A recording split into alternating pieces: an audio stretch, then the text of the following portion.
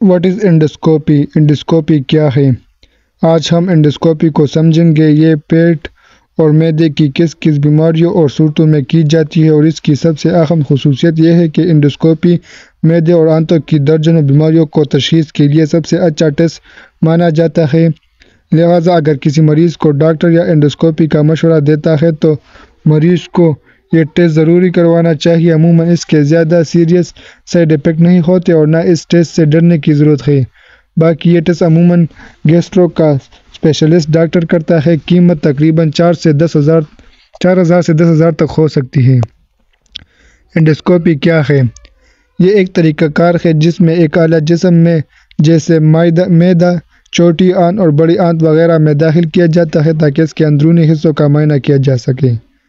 اس test میں کیمرے کے ذریعے ڈاکٹر معدے یا آنت میں زخم، السر، رسولی وغیرہ کو دیکھ سکتا ہے، اور السر زخم معدے کے کس حصے میں ہے اور السر زخم کتنا بڑا ہے یا چھوٹا ہے یہ پتہ بھی چلتا ہے۔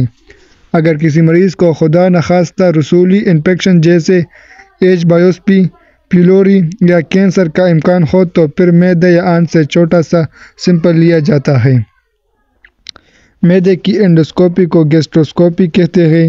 درجہ ذیل صورتوں میں گیسٹروسکوپی کی جاتی ہے، جیسے جس مریض کی عمر 55 سال سے زیادہ ہو جائے، اس کو معدے کا ہلکا مسئلہ کیوں نہ ہو، جس معدے کے مریض کا وزن کم ہو، اگر کسی مریض کو بار بار الٹی یا خون کی الٹی کا مسئلہ ہو، اگر کسی مریض کو نگلنے میں دشواری یا درد ہو، اگر کسی مریض کا دائمی پیٹ کا مسئلہ یا درد ہو۔